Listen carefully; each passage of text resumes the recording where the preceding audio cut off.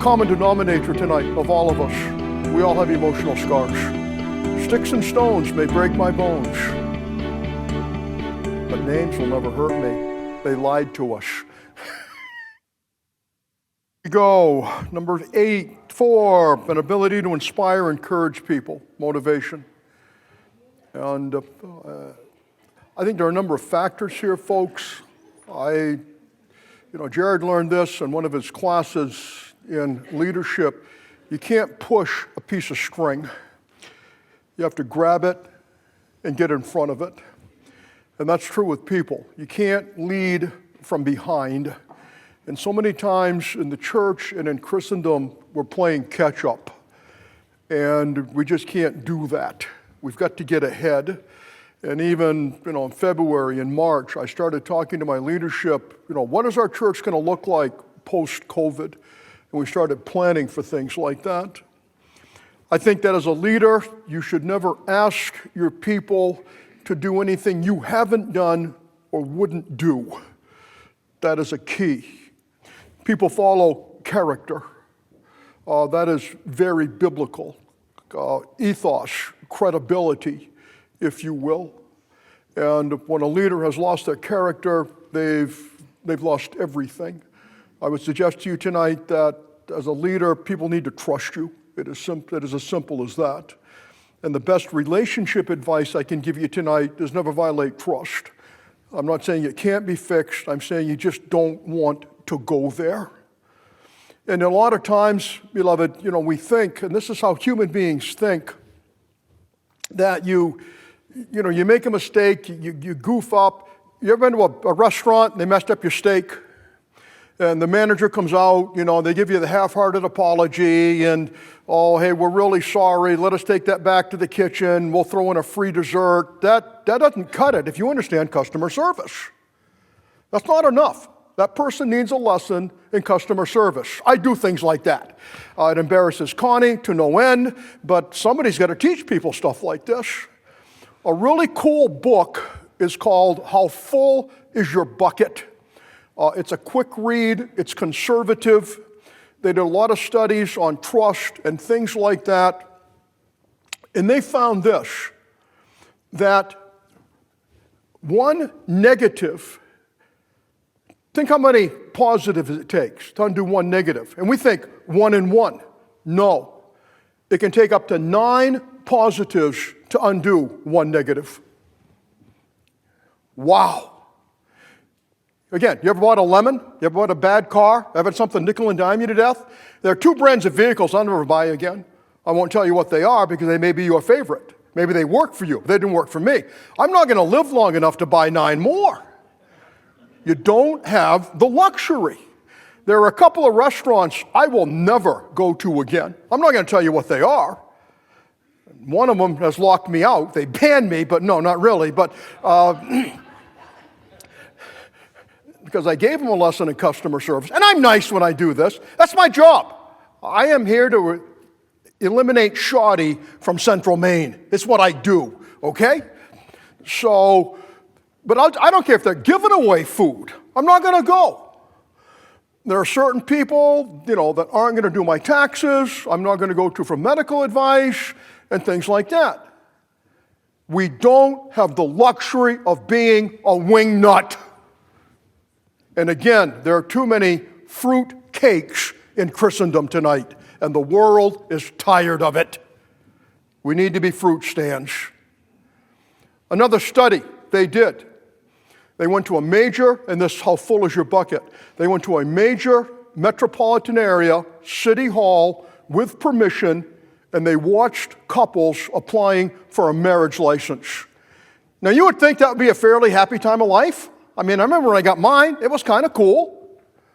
And they observed the exchanges between the couple, positive and negative. And they estimated that if it wasn't at least a 3-to-1 ratio, positive to negative, within 10 years, the couple would be divorced. They went back 10 years later, they hit it with a 70% accuracy rate. Yeah. You say something stupid. you better start saying a whole lot of positive things. But as leaders have character. Doesn't mean we're perfect, but people will follow character. Nehemiah was a man of character, beloved. Something else I want you to note. Listen to how people use their pronouns. Just listen. Listen to how many I's they use. That intrigues me. Listen to how they use their other pronouns. And that when somebody comes to me and says, Pastor, I really like your church, what does that tell me about how they view the church? They don't feel like they're a part of our church, do they? It makes me sad. I've had people attend there for an extended period of time. They're still referring to it as your church. When is it going to become our church, folks? Someone ever come up to you and said, you've got a problem? Well, that's a great way to start a conversation. Yeah, Pastor. Somebody comes up to you, Pastor, you've got a problem. Uh-huh. Yeah, 3 minutes before you step into the pulpit. Yay! No. We have a problem. And that was Nehemiah. He goes back. He doesn't do anything for 3 days. You can imagine, small, hometown hero returns, but there's secrecy. He went on a night tour. He's seeing it in his mind. He's visualizing the plan. And then he gathers the residents together, and and his pronouns are beautiful, beloved, in chapter 2. We are in distress. We have a problem. You're one of the most powerful men on the planet. You don't have a problem, man. You can return to that cushy desk job anytime you want to. But he identified, let us rise up and build. And then he took the piece of string and said, we're going this way. And people said, yup. And that's what leaders do. They have the ability to motivate. But a lot of it, beloved, it isn't science or mystical or magic. It's in these common sense things like being consistent, having character, simple things like using your pronouns. Number 5, a willingness and an ability to endure opposition in order to reach the ultimate goal.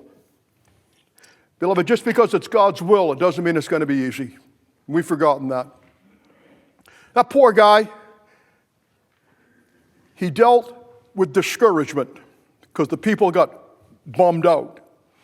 He dealt with dissension. He dealt with a money issue. The Samaritan population just drove him crazy. It was everywhere.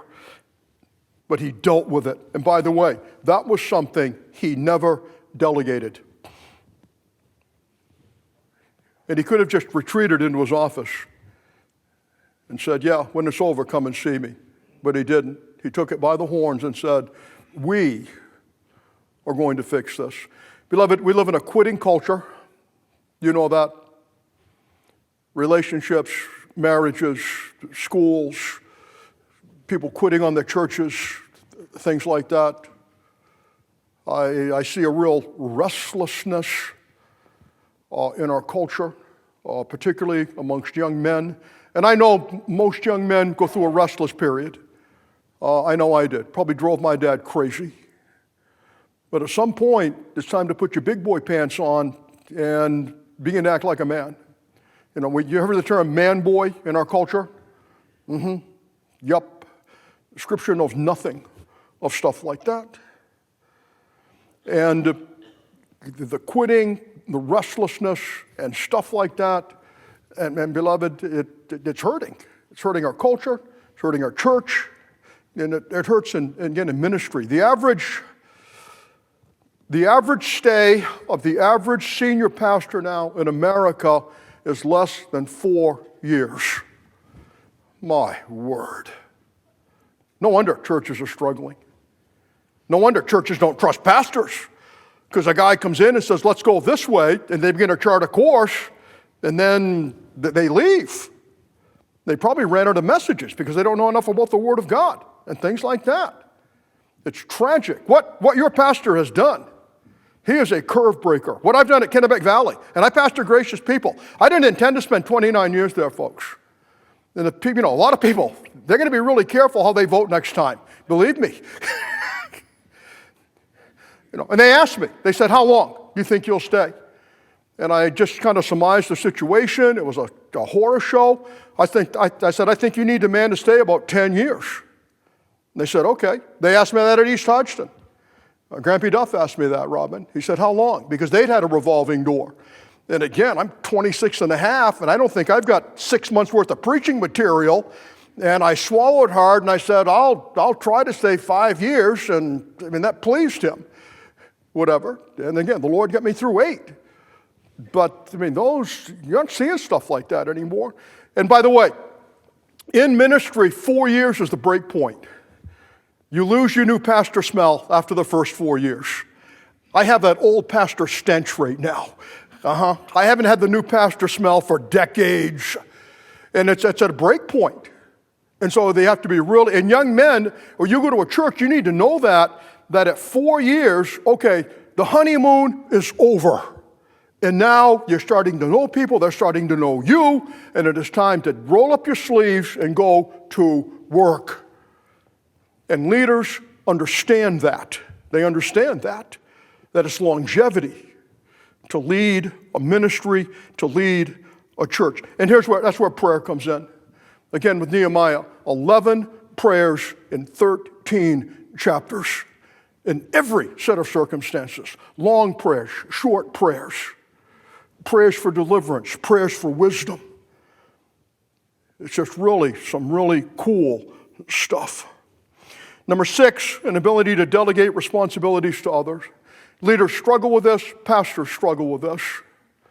And again, sometimes it's their own demise because they think there's an S on their chest and they came out of a phone booth and they didn't. And they've got to learn how to delegate. But some aren't secure enough to delegate. And I'm secure enough to, I don't need to be cleaning the building and shoveling the walk. I don't need to be preaching in every service. And I'm in my pulpit 46 to 48 Sundays every year. Because that's what they pay me to do. I don't farm out many Sunday mornings because that's my job. I am fussy who I let feed my people. And that's why I'm humbled to be here, because I suspect your pastor has the same standard, and he's got me here this week, shoveling out fast food. How's that? But I farm out prayer meetings, Sunday nights, and everything. But I'm not, again, beloved, I'm not insecure. And when Pastor Josh, talented guy, people like Pastor Josh. That's good. You should like Pastor Josh. You need somebody on staff who's likable. That's not me, okay? I'm not the likable one in my family. Connie is. I wish I could have brought Connie up with me some night this week. You're just falling in love with her. She's that little redhead from Charlie Brown, okay? Yeah, it was love at first sight. You'd overlook the fact that she's from Colorado. You'd think she's a real Mena. But just because you have, kittens in the oven, you don't call them biscuits, as Tim Sample said. But, she's kind of been assimilated into Maine culture now.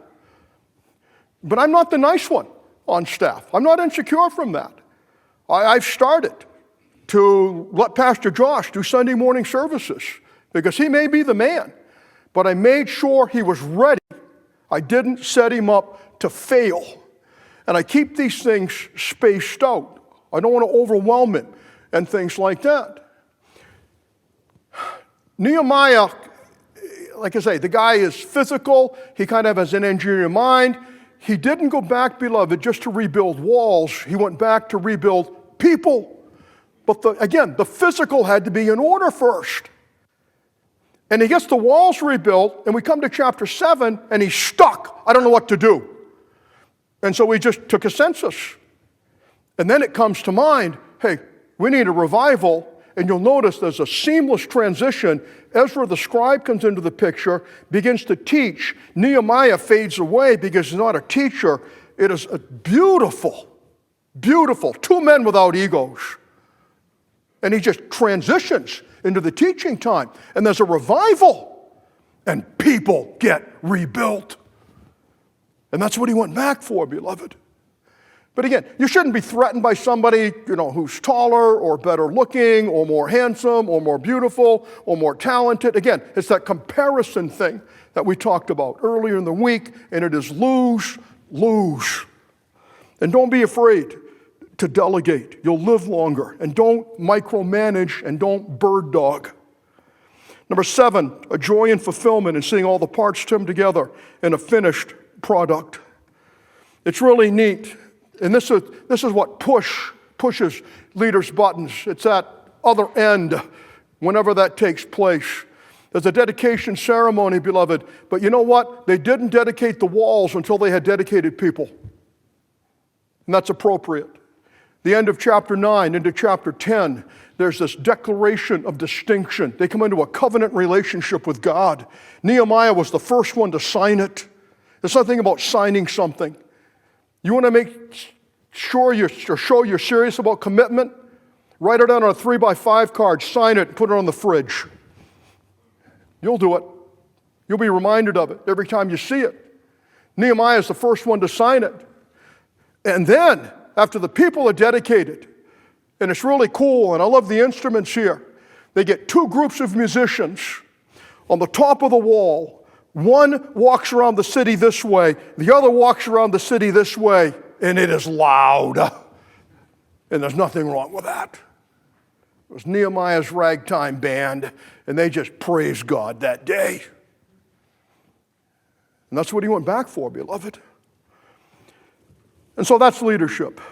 And that's what our churches are really going to need in the next decade in our state. All right, I'm going to go through. I was afraid I knew you wouldn't listen quickly enough. And so I am not taking any responsibility. So I knew I'd get pressed. And I'm thankful I have as much time as I do have with the mercy thing. Mercy, beloved, the difference between grace and mercy. And so if you want an interesting study sometime, study the introduction only to Paul's letters. Don't speed read them, because they set the tone for the letter. Some are formal, some are informal, some very serious, some very happy. But they all have a common denominator. There is always a bequest of grace and peace. And grace and mercy. And grace is always first, and theologically it has to be. Grace is simply unmerited favor. Period. Please do not refer to this age as the age of grace. This is the church age. Some people, it's like they act like there's no grace in the Old Testament. Well, what do you do with Noah, who found grace in the eyes of the Lord? That's the only way that God can deal with sinful people, on the basis of unmerited favor. Period. Mercy is the relieving of suffering. And so we have this unmerited favor. But God, vertically, He is also dealing with our suffering and an eternity that will be the epitome. That is true horizontally. The gift of mercy, and it's sort of an unsung gift. Probably it's like teaching. It's the gift that maybe nobody thinks they have or nobody wants. But the gift of mercy is eliminating or relieving or dealing with human misery. And sometimes we have to do it physically before we can deal with people internally. We have to deal with the physical needs first. You got to get your belly full. You got to get healed up. You got to have medicine and things like that. Beloved, we live in a callous culture. You know that. Brutal. The violence. I have never seen such a divided country, and I'm very concerned. The mental health issues. I'm dealing with it every day at a college campus. Students shooting me emails, things like this. Hey, can I have an extension on this assignment? My mental health hasn't been good recently. Now, some people are just trying to schmooze an old man. I know that. But in many instances, it's real. You've got law enforcement here in the church. You're dealing with it on an entirely different level than I'm dealing with it, and you can have it. because what I see is enough for me. But it's just, there's no mercy, beloved. At the end of the parable of the Good Samaritan, Jesus asked the lawyer, the religious leader that asked him the question, who was the neighbor to the guy who got mugged? And what did that guy say? The one that showed mercy on him. And notice, he wouldn't even say Samaritan because he was a racist. And Jesus said, go thou and do likewise. He relieved his suffering. He dealt with it. He made it personal. He internalized it. And beloved, that's what the gift is. It's showing kindness. It ties in, I think, with exhortation. It may go a little deeper than exhortation. But it is a necessary, maybe a low-profile gift. It's a one-on-one gift. But it's necessary. And Paul says the person who has the gift of mercy, and he adds a little addendum there, should do it with cheerfulness. And what that means is this. It isn't, you ever had to do something, ever did something because you just had to do it? Yep, me too. You ever, thought or said to someone, I'll help you out this time, but that's it? Me too. Yep. That's the idea that he isn't conveying there. It's the idea that you just show mercy with no strings attached. That's the concept of the gift. And you continue. And there's always going to be an outlet for this gift. Beloved, our culture hurts. A common denominator tonight of all of us, we all have emotional scars. Sticks and stones may break my bones, but names will never hurt me. They lied to us. They meant well, but they lied. They lied. In seventh grade, I was 5'1", I weighed 105 pounds. I was the smallest kid in my class, male or female. I had acne. I got beat up. I got picked on. I lost my milk money 4 or 5 days a week, too ashamed to tell my parents. Now, don't feel bad for me. It's been a long time since somebody's picked on me, although it happens and people try to do it in ministry. I'm very thankful for growth spurts and weights. I've attempted to take advantage of both, okay? But there's a lot of scars out there, beloved. People hurt. They just hurt. And I see it, and that's why they can't get through a freshman level speech class, because they hurt, and there's no safety net. And we need to be sensitive to that, sensitive. And sometimes for me, it disgusts me. And that's wrong. That's wrong. That's my problem. The individual who is the epitome of this gift is the Apostle John, the son of thunder. God indeed has a sense of humor. And the Holy Spirit just transforms him, and he becomes a very gentle, tender man. Let's get on through the characteristics quickly. Number one, a spirit of sensitivity and an ability to understand emotions. And I put this under sensitivity, again, tender. Tender. People who have this gift are just tender, gentle people. And again, no gender barriers. Guys, men, you could have this gift. We shouldn't just project this onto women. You think of John. John uses the word love more than any other author in the New Testament, in his gospel, particularly in his first epistle. People who have this, they focus in on emotion. And again, think of the structure of the Gospel of John. It's unique. It's not one of the synoptic Gospels. It doesn't synthesize. One of the ways to outline the Gospel of John is Jesus' encounter with people. It's a people-oriented gospel. And so it's probably 6 of the disciples in chapter 1, Philip and Nathanael being focused in on. It's his mother in chapter 2. It's Nicodemus in chapter 3. It's the woman at the well in chapter 4. It's the nobleman at the end of chapter 4.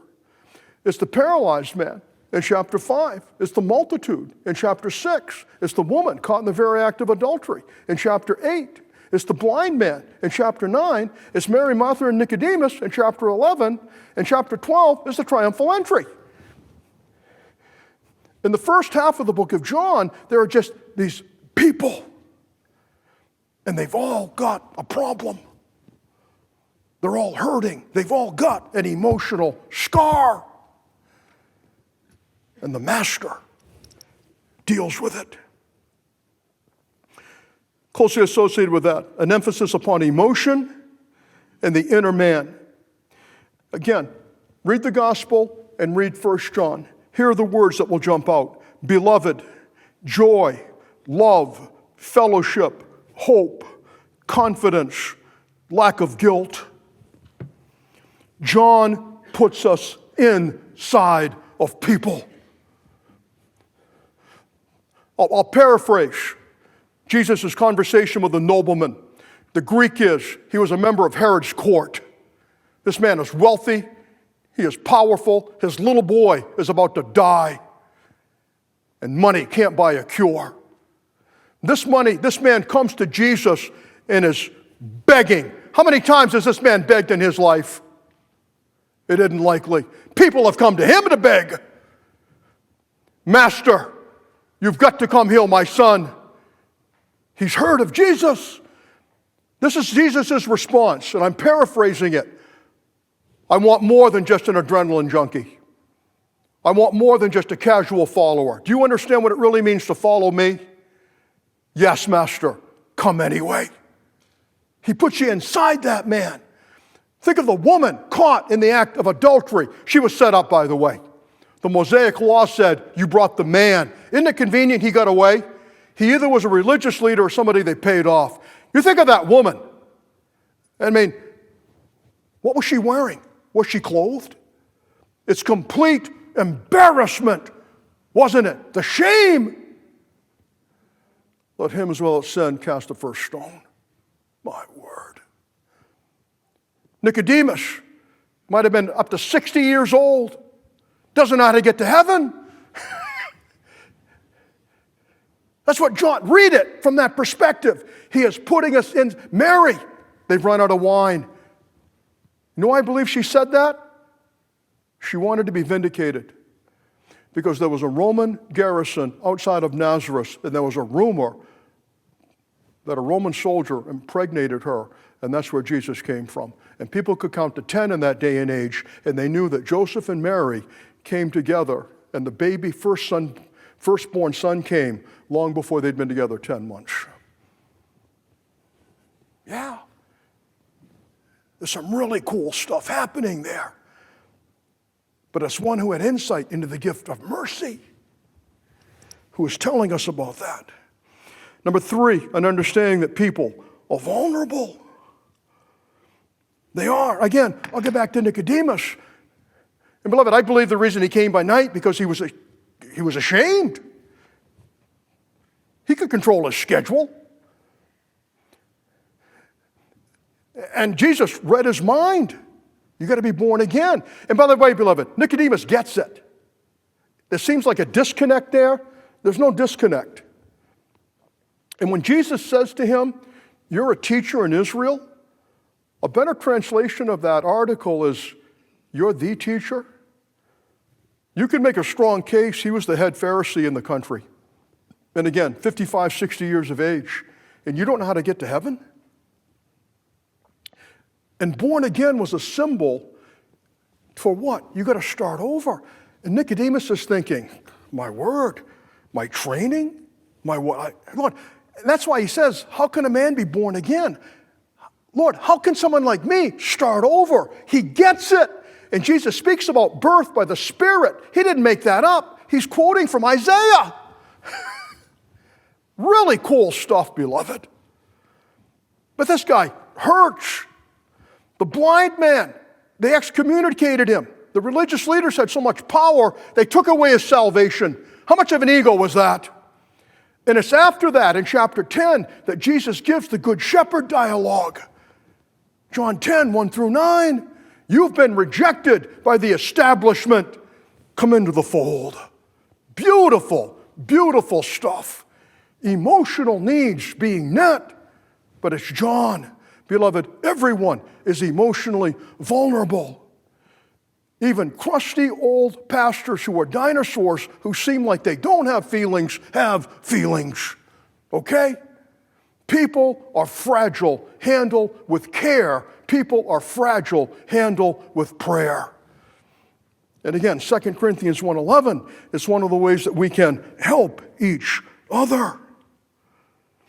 A tendency to attract and be attracted to people who are experiencing problems. Connie has the gift of mercy. It's part of her mix.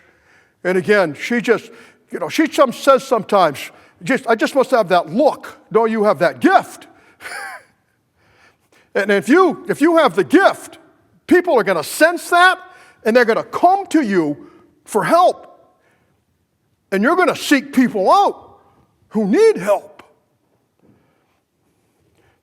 But that's it. But that's what they're into. They can sense this. Again, in John chapter 13, the upper room discourse, Jesus has just said, one of you are going to betray me. And nobody said, yeah, I knew that Judas was a snake in the woodpile. He blended in that well, didn't he? Yeah. And they're all, whoa! Note this, even Peter knew enough to keep his mouth shut. It's about the only time. But what did Peter do? He bumps who? John! And says, you ask him. Why?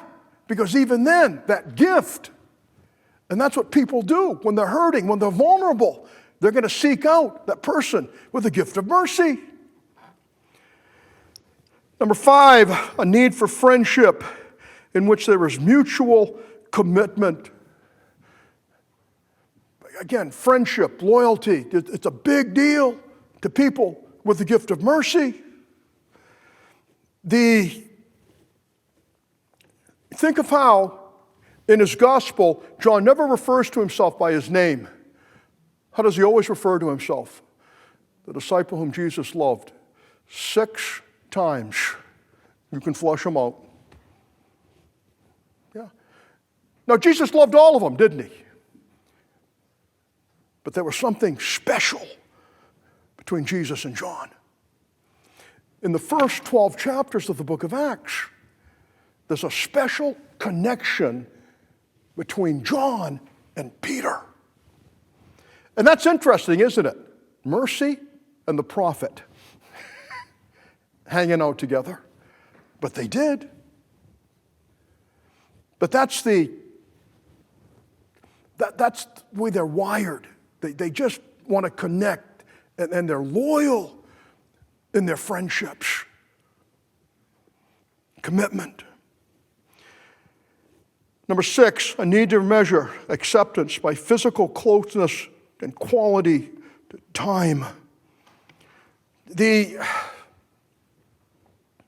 John was a member of the, quote, inner circle. Here's a study for you. The inner circle, it is recorded, they were called apart on 3 occasions. Here's the common denominator. I'll let you do the rest. The common denominator was death. I haven't figured that out yet. There's a series there. There's about 10 messages there, I think. We can't do it in 3. He was a member of the inner circle. At the Last Supper, and again, Da Vinci, it's a masterpiece, but it's not historically correct. They were not sitting linear at a table. You notice in the back, the window was open and it's daylight. That's completely flawed. So just so you know, it was night, they were in an upper room, and they reclined around a table on an elbow, on their elbow, and they were very close, which is why their feet needed to be cleaned, because most likely your feet were in close proximity to somebody else's nose. And John is what? He is reclining on Jesus' chest. Now, guys, think about that. The list of people that can put their head on my chest, right? I mean, there's guys I'll take a bullet for, but you're not going to put your head on my chest. Sorry. I mean, to us, that's, whoa. And again, our culture, there's a lot of cultural stuff here. In that, I was in Peru a number of years ago, and again, very demonstrative, and Sunday morning service, we go to church, and these little, 5-foot Peruvian women come up, and you stick out your hand. They just bypass that sucker, reach up, grab you by the neck, pull you down, and lay a wet one on you. I mean, that's, whoa, okay? Yeah. You know those people, you're talking to them, when they're talking to you and they got to touch you too? You know what I'm talking about? Yeah. And I'm retreating and they're charging, and I'm just, because I got a big bubble around me. There's just not a lot of people I let into my personal space. And it's a cultural thing, beloved. It's a nonverbal thing. And that could be a good indicator if somebody has the gift of mercy. They're just touching people because that's just what they do. They're not trying to annoy you or make you uncomfortable, or, I mean, maybe some sick people are, but, most of them aren't. Basically, it's just part of the gift. And again, it's the time thing. They just really want to spend time together. But boy, how we need all the gifts, beloved. But again, our kind words, those practical things that we can do, to relieve, suffering. I mean, who ever thought in the state of Maine, we'd need food banks and clothing drives, and I mean, a lot of us, that's just come about in our day and age, hasn't it? Wouldn't have happened for those of us who were older. And guess what? No one would have taken the food. They'd have been too proud. Yep. But there's so much suffering out there. This gift, again, it is so, so essential.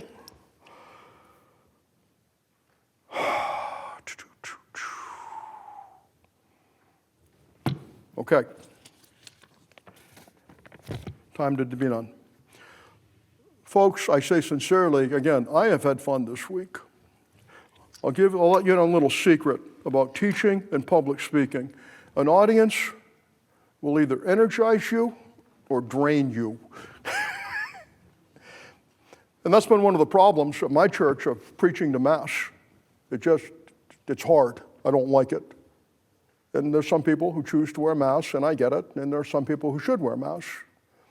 And we're trying to balance safety and testimony. But having said it, you've energized me this week. You've come out, you've been here a lot of nights. Some of you have been here every night, 4 out of 5, 5 out of 5. Wow. This is a special place, folks. So it's been really, really cool. If you know more tonight than you did Monday night, I'm a happy camper. I'd love to do it again sometime. But like I said, it has been fun. It's been very humbling to fill in for Wendell. I believe he had a good week at Word of Life. Again, somebody listened. So, like I say, that is tomorrow morning's breakfast. Cake, the breakfast of champions. My 3 monkeys, I am going to be the most popular Grampy in Herman tomorrow. Trust me.